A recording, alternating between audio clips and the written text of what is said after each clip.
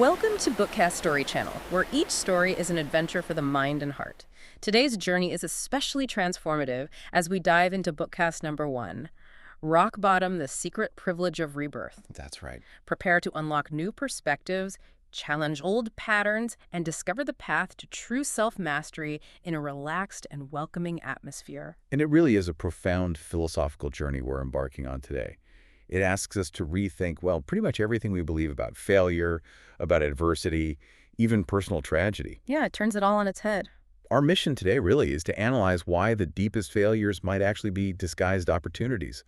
Huge opportunities for profound internal transformation. We're using the material in Rock Bottom, The Secret Privilege of Rebirth, as our guide here. The very premise is so counterintuitive, isn't it? I mean, the core concept this whole philosophy rests on is a paradox.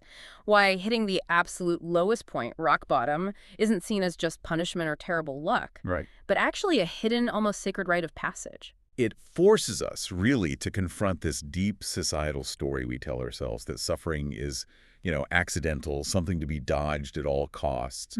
This philosophy just challenges that head on. It suggests great difficulty is almost, pre-selected for those who actually have the potential to grow from it. Which feels so wrong when you're in it. When you're going through immense hardship, it feels like the universe is out to get you. It feels personal, destructive. Completely. Have you ever considered, though, that maybe your most challenging moments were specifically chosen for you, not to destroy you, but actually to forge you, to make you stronger? That's really the starting point for this exploration, isn't it? And just recognizing that possibility, even entertaining it, kind of shifts the whole emotional weight of failure, doesn't it? It moves you from feeling like a victim of, circumstance, Right. to maybe feeling like a student of destiny, or at least a student of yourself. Okay, so let's dive into that first big idea. Adversity as the sacred rite of passage. Just do it. So unpacking this idea of rebirth, not destruction, the philosophy says very clearly that this test, this adversity, it's highly selective.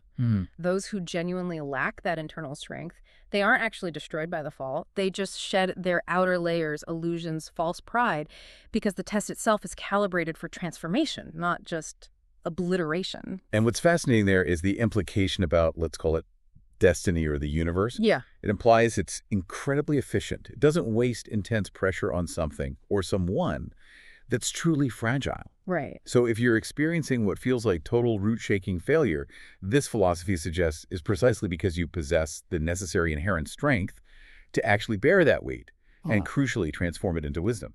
So hitting rock bottom means you were chosen. But hang on, isn't that a bit of a dangerous idea? Does it sound like we're romanticizing suffering? Are we ignoring real external factors, economics, health, systemic issues? That's a really crucial point, and the philosophy, I think, addresses it by sort of refocusing the lens. It's not about romanticizing the pain of the external events themselves.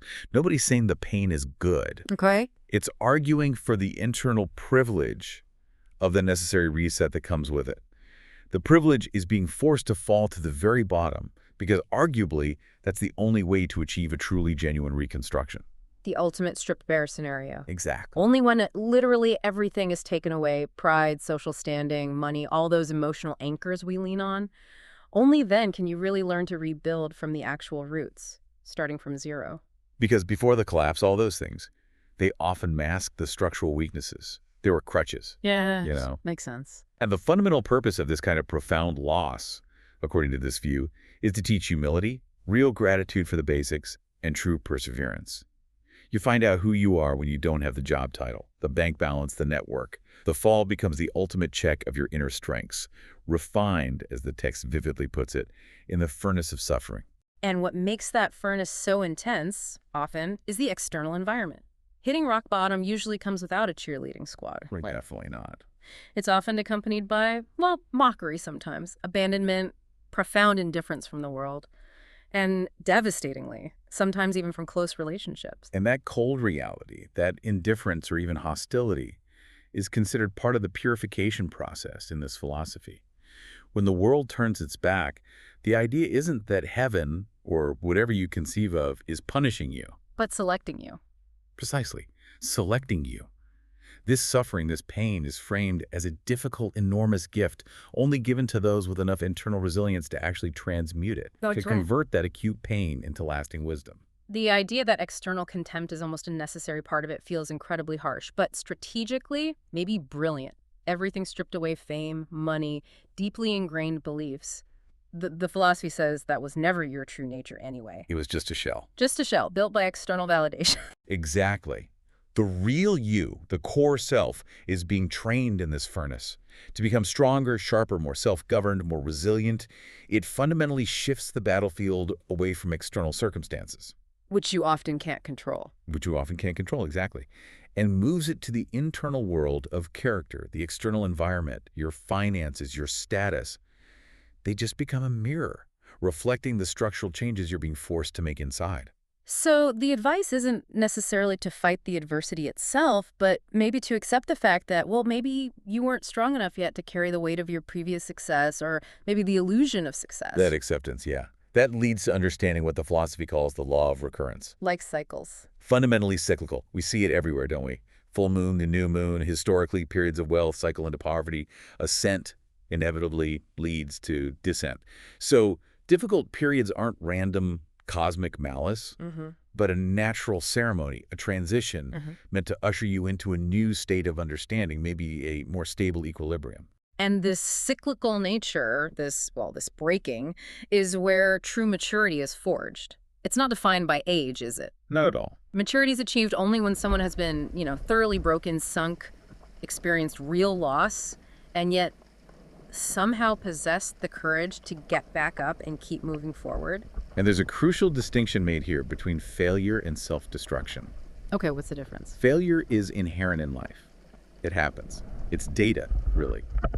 Self-destruction, though, that's different. That's giving up.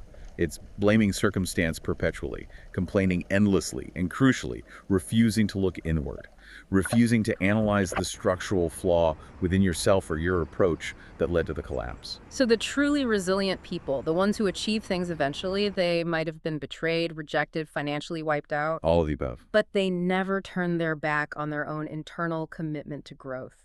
When the world denied them, they didn't surrender their own spirit. That's the essence of it. The ultimate lesson, therefore, is learning to let go of what no longer serves the genuine self.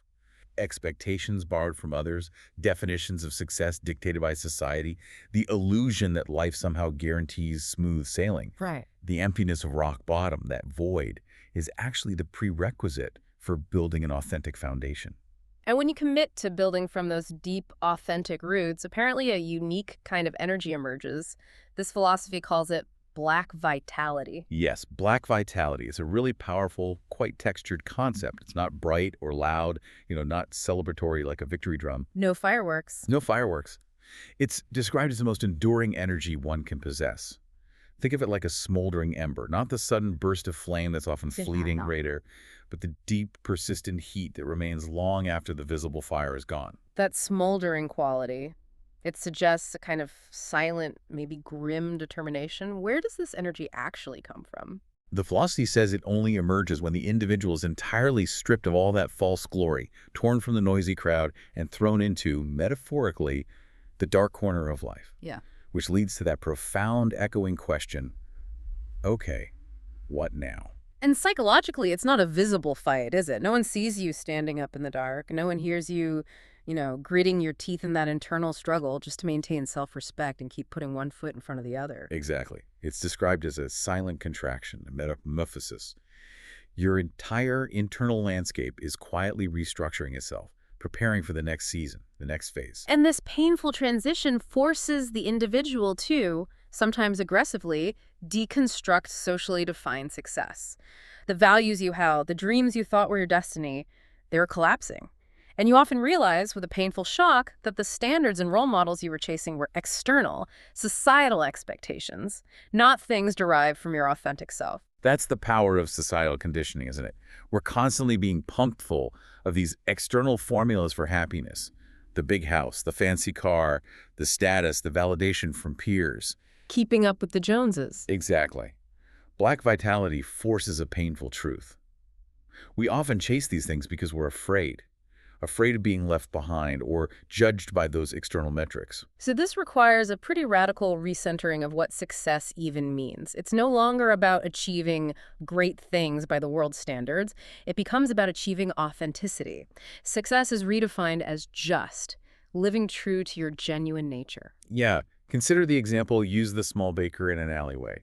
If they genuinely love the meticulous process, the rhythm of the work, the quiet dedication, if they're living authentically in that small space, they possess Black vitality. Their sense of worth is derived internally, completely, regardless of whether, Forbes ever writes an article about them. Right. It's an internal measure. And this internal honesty, it also breeds a kind of healthy skepticism, doesn't it, of all the hype out there. Oh, definitely. When you've been through a true collapse, you start questioning those pervasive stories of overnight success or rapid wealth creation. You recognize them more clearly as, often, media-driven products designed to sell an idea, not reflect the whole messy truth. Because the truth of the human condition really is universal burden. Everyone, even those people who look incredibly polished and perfect on the outside, they carry silent anxieties, silent burdens. They're dealing with their own damage, their own emptiness in some way. So the ones who cultivate this Black vitality, they're the strong ones who look inward and actually confront this reality directly. That's the argument. While the majority, perhaps, flee this internal silence through distraction, constant activity, external noise, anything to avoid facing it. And this commitment to the inner journey yields a kind of profound self-sufficiency. Living in Black vitality means essentially releasing the need for external validation. Yeah. You stop actively searching for rescue. You stop waiting for that perfect, easy moment that never comes. Yeah, you rely solely on your own inner strength to stand firm and move forward, on your own 2 feet. It makes you wonder, doesn't it? When was the last time you truly stopped seeking validation from outside sources? When did you last focus entirely on just being honest with your essential self? What societal definition of success are you, maybe, ready to shed today? That honesty, that's a key, isn't it? It's the only key to the next phase, actually rebuilding the life path. Okay, so after that internal collapse, the truly awakened person, they understand that external glamour is basically irrelevant now. Utterly irrelevant. They're seeking internal order, peace, stability. They rebuild their lives, not on the ashes of the past mistakes, but on fundamental, deep principles that were revealed by the hard truths of the fall. And this requires establishing a whole new cognitive system, one that's solid, deep, and really aligned with objective reality. You have to eliminate those short-term illusions and stop banking on luck. Right. To make this kind of structural shift, the philosophy outlines 3, let's call them non-negotiable mandates. Okay, mandate 1. Adjusting the mindset, cutting the roots of chaos. The material suggests the root of almost all instability and suffering comes directly from an unmanaged mind. A mind that's constantly chasing temptations and running from fears. So it's the fear of being left behind that makes you chase, maybe, fake opportunities. Exactly. Or it's the jealousy you feel looking at others' curated perfection on social media that just exhausts you.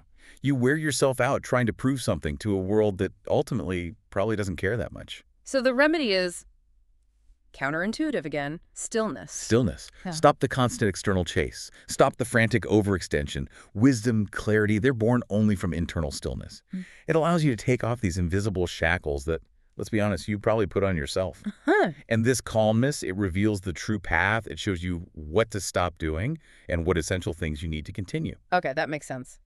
Mandate 2 sounds like the ultimate act of humility, returning to zero restructuring perception. It is. You have to assume you know nothing, which is incredibly difficult because we all carry around a lifetime of assumptions, biases, things we think we know. It's things we picked up along the way. But much of what we heard or guessed or just superficially picked up about life, money, success, it's often wrong or at least shaky information. If you've collapsed, you literally have proof that your foundational knowledge wasn't adequate for the stress test it just went through. So a smart person understanding this, they don't try to just patch up a shaky foundation. No, they dismantle it. They dismantle it entirely to build a rock-solid one. And this requires really admitting your gaps, being brutally honest. Okay, I lack real money-making skills. My personal energy management is terrible. I fundamentally misunderstand how people operate or why I react the way I do. And rock bottom is actually the perfect time to humbly learn the basics again. The perfect time. And this isn't just about financial skills, though that's often part of it. The philosophy urges a return to fundamentals, like proper breathing to regulate your nervous system, rigorous financial planning, even if you have nothing, Objective emotional observation is watching your feelings without judgment, diligently selecting trustworthy company. And patient cultivation, really understanding you can't demand a seed grow into a tree overnight. Returning to zero. It's not self-deprecation then, it's an act of mature humility. It's the first real step towards genuine, durable progress. Precisely. And that leads directly into Mandate 3, upholding the right path, wisdom in action. The truly awakened person stops depending on luck, chance, or circumstance.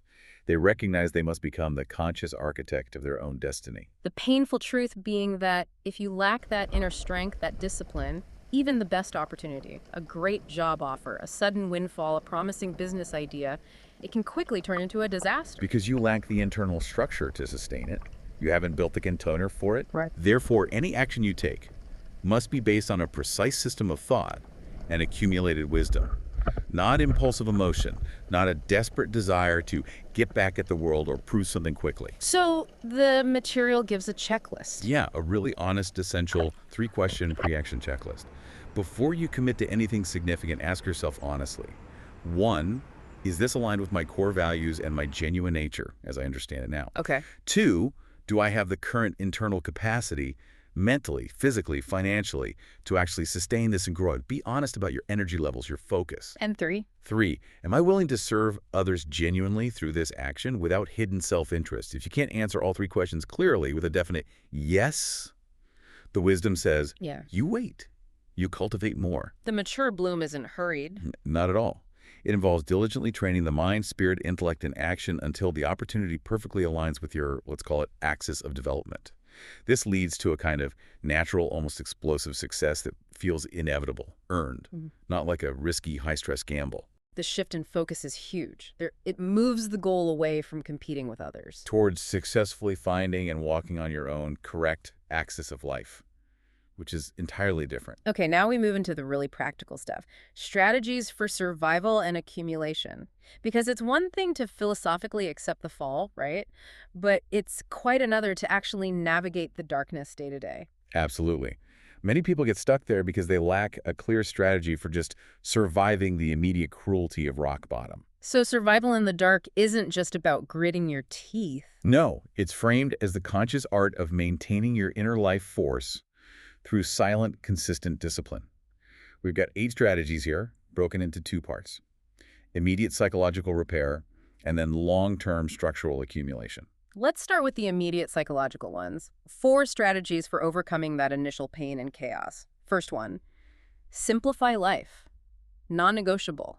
Absolutely. You have to stop trying to solve every single monumental problem all at once. It's impossible and paralyzing. And negative thoughts, they mostly come from 3 places. Generally, yeah. Dwelling on the past that manifests as self-blame, regret, comparing yourself to others that leads to self-pity, jealousy, or despairing over the future, just feeling hopeless. So the immediate remedy is radical focus. Radical focus. Focus only on the next hour, maybe even the next 10 minutes. Eat mindfully. Ensure you get enough sleep, whatever that takes. Allow yourself quiet rest if your energy is totally gone. If your job feels overwhelming, just focus on completing one small necessary task. Then maybe take that mindful walk. Break it down. Okay, strategy 2 builds on that. Establishing the rituals of life. Yeah, don't dismiss the small acts of self-care. Taking a clean bath or shower, making your bed, spending just 15 minutes stretching or walking outside. These aren't trivial luxuries when you're at the bottom. They're anchors. They're essential rituals. They anchor the mind, maintain self-compassion, and signal to your brain that life still has structure, that you are still worthy of care, even in the midst of chaos. Third strategy tackles the past. Stop self-blame. This is huge.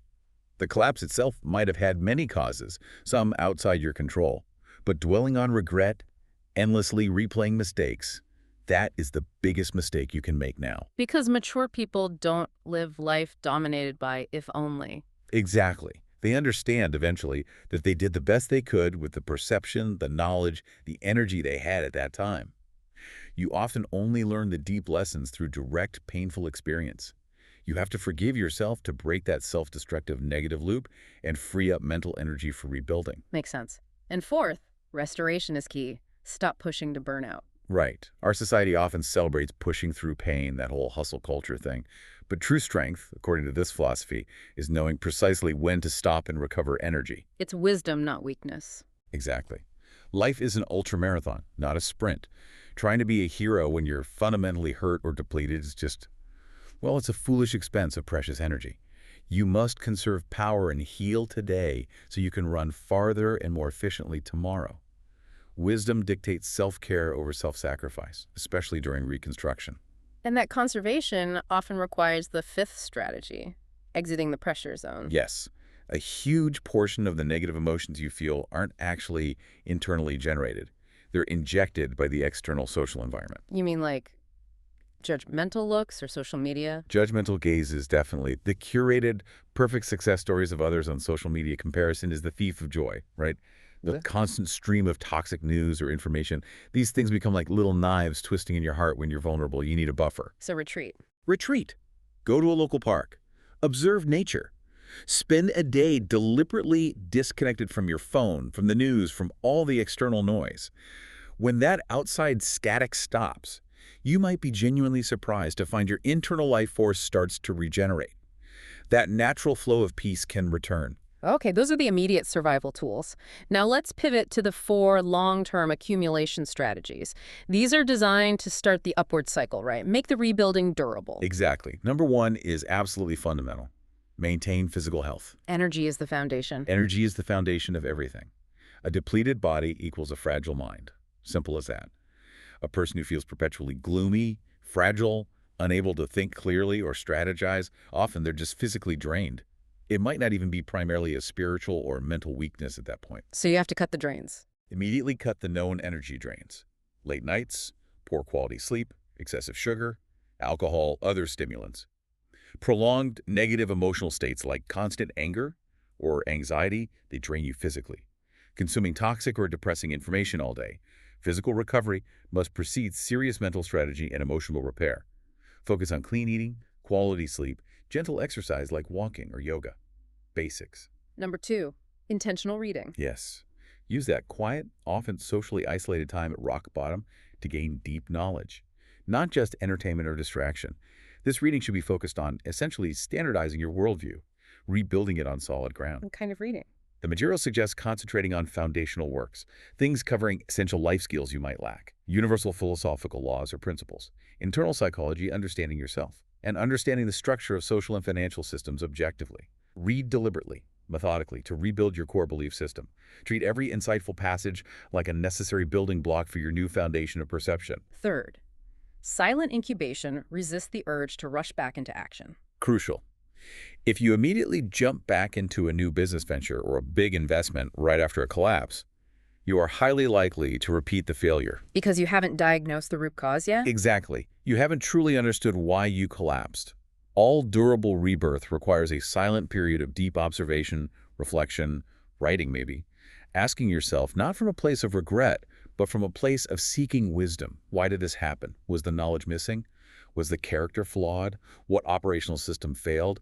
You must only restart, take significant action once the root problem is clearly understood through wisdom, not just blind, impulsive passion or desperation. And finally, the 4th long-term strategy, a reconstruction plan, structured living. Right. Build discipline that stems from wisdom, not forced coercion. Think like a farmer after a bad harvest. They don't just randomly plant again. They examine the soil, the seeds, the pests, the irrigation system. They make a plan. So write down. Write out a concrete, structured plan for, say, the next 6 months. What specific knowledge or skill must I acquire first? What one negative habit, maybe it's excessive procrastination, maybe it's relying on fast food, must I cut first? Who specifically should I cut ties with or consciously distance myself from? And what are the 3 most critical things I absolutely must do daily to move my internal structure forward? The goal being? The goal is to live with an internal axis, a clear direction. It ensures long-term resilience and makes your eventual arrival at your desired, authentic destination feel, well, almost inevitable. This focus on quiet strength, disciplined rebuilding. It leads perfectly into the final piece of this philosophy, the 10 silent survival rules of maskers, principles to ensure stability and protection both during Reconstruction and after. Right. These are about navigating the world once you start rebuilding. Let's start with the wisdom of measured interaction. Rule 1, the 70-30 rule. Okay, what's that? When asked something, only answer with about 70% of the information. Keep the remaining 30% as your life capital, your reserve. Sincerity is vital, yes, but it does not mean full, unrestrained disclosure to everyone. So this isn't about being manipulative. It sounds a bit guarded. It's less about being guarded in a negative way and more about, self-preservation, energy conservation. If you talk too much, reveal everything, you expose vulnerabilities. People, sometimes unintentionally, sometimes not, can use your own words, your history, your detailed plans against you. Maintaining that necessary private space is just key for self-control and defense. Okay. And how do you figure out who's even worthy of that 70%? That's the second rule, the adversity test, or the psycho test as it's originally termed. True character reveals itself only when you fall. Right. Fair weather friends disappear. Exactly. The darkness, the difficulty serves a powerful filtering purpose. It clearly distinguishes genuine allies from those fair weather friends, the flatterers, or those motivated purely by self-interest. You should almost be grateful for the fall, in a way, because it provides this accelerated, often necessary cleansing of your social circle. Moving into energy management then. Rule 3.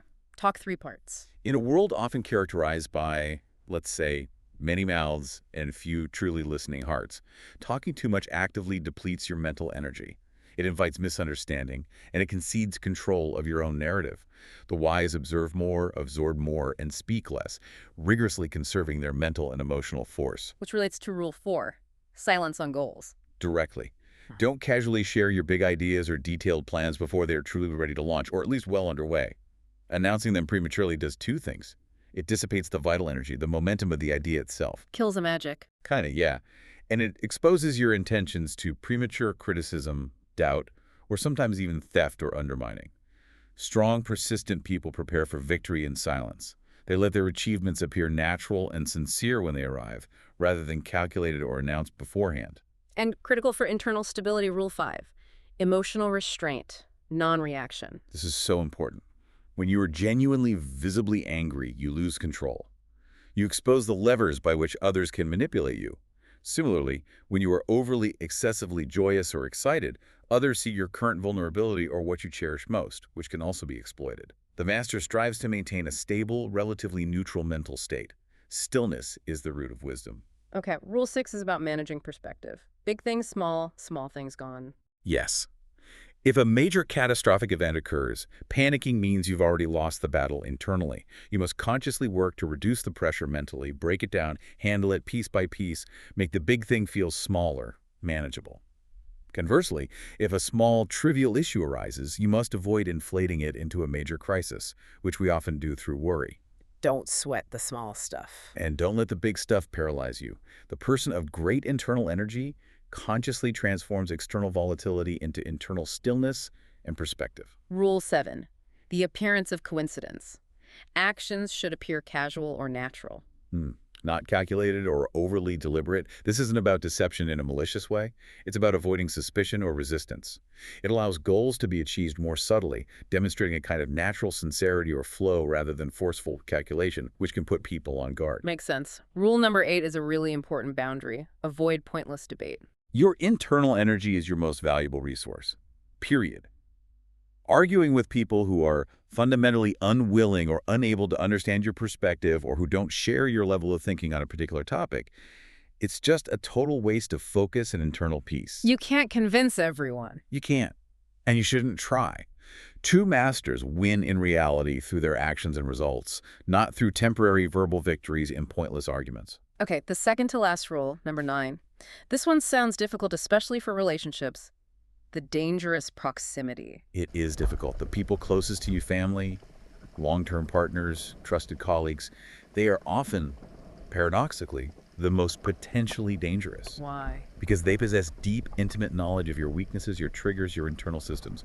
If betrayal does occur, their knowledge allows them to wound you much more efficiently and deeply than a stranger could. That's a bleak thought. It is. But the philosophy suggests maintaining a necessary internal distance, a boundary, even with everyone. This isn't proposed out of paranoia or cynicism, but from an objective understanding that human nature is complex and can shift dramatically when circumstances change, when self-interest is challenged. It's presented as an act of necessary self-protection, not mistrust. Maintaining your own center, even in closeness. Exactly. And finally, Rule 10, silent strength. The culmination. Yes. Ultimately, the world respects verifiable achievement, tangible result, much more than just words, ideals, or boasts. Don't boast about your struggles. Don't constantly talk about your philosophy. Don't announce your future intentions endlessly. Act persistently, diligently, quietly, in silence. When true, durable success arrives, your achievements will speak for themselves, powerfully and clearly. The world will silently, respectfully admire the result. These 10 rules, practiced quietly, persistently, they act like a psychological shield, don't they? They ensure that even as you begin to rise again, achieve outward success, you remain firmly anchored in that internal stability, protected against the destructive forces of ego, external judgment, and maybe even your own past patterns. That's the idea. This entire journey we've discussed, from seeing failure as punishment to understanding it as a privilege, it's powered by that unique, resilient energy, that black vitality. The ultimate mission of the fall, in this view, was internal reconstruction, not external chasing, not just regaining past status. So the ultimate destination isn't necessarily overwhelming success by some rigid societal standard, No. but rather a return to your most authentic core, a life that feels genuine, meaningful, internally stable, and defined entirely by your own unique axis. And perhaps the final thought to leave listeners with is this. If the world around you truly is, in some deep way, a reflection of your inner self, what silent flaw, what unaddressed need, what internal misalignment must you confront today to structurally shift your external reality tomorrow? Wow. That was an intense, necessary, and incredibly detailed look at the power hidden within our lowest moments. A lot to think about there. Thank you for watching and diving into this transformation with us on the Bookcast Story Show. It's heavy stuff, but important. We really hope this deep dive into rock bottom, the secret privilege of rebirth, has given you some powerful new tools for self-mastery, for quiet resilience, no matter where you are on your journey. I'm Sam. And I'm Lily.